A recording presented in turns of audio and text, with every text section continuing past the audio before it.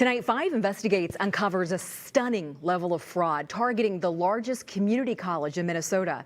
Investigative reporter Eric Rasmussen first told you about ghost students a year ago, and now, Eric, you've learned they could be responsible for nearly a third of all applications to Normandale Community College in Bloomington. It's incredible, Lindsay. We're talking about thousands of applications filed using stolen identities, looking to steal taxpayer money in the form of student loans. Now, Normandale and Minnesota State say they're stepping up the fight to stop it. But one victim is using his own high-tech skills to call out the system.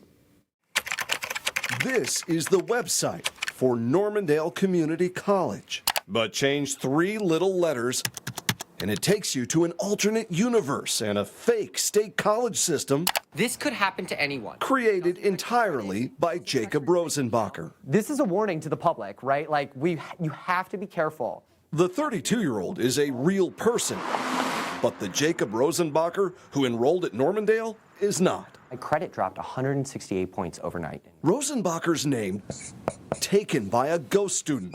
Fraudsters using stolen identities to enroll online and steal financial aid.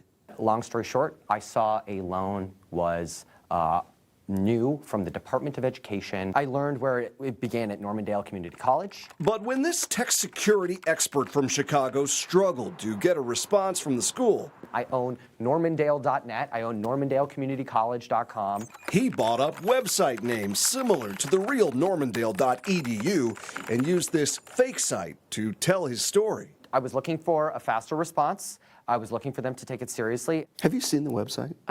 I have seen the website. Do you take issue with anything he's putting out there?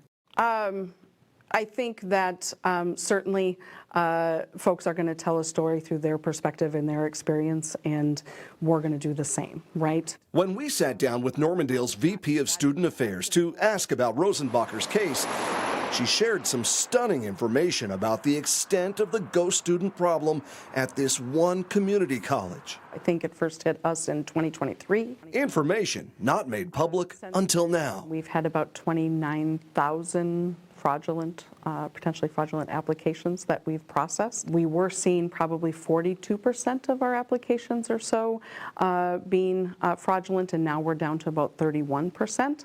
That seems huge. Am I misinterpreting that? So no, you're not.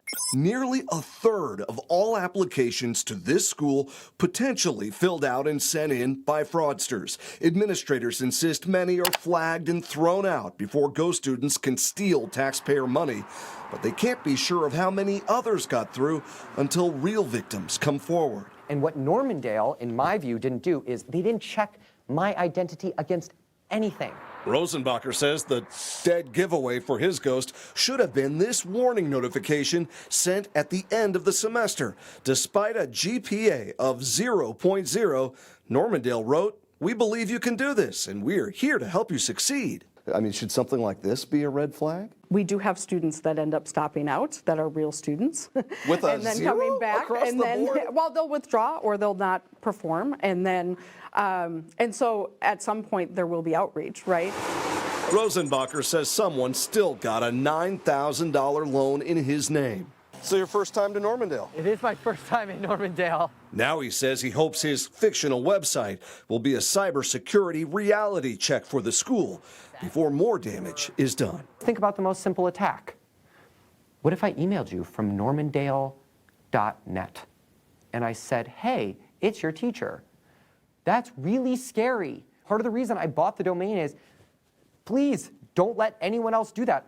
If someone wants to reach out to me from Normandale, I will happily give them the domain. I want nothing to do with this.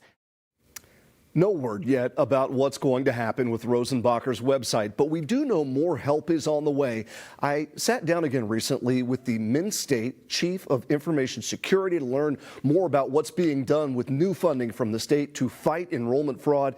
And Lindsay, that's just part of what we're putting together for another report coming up tomorrow night. Those numbers are staggering. Is anything being done to get taxpayer money back once it's been stolen?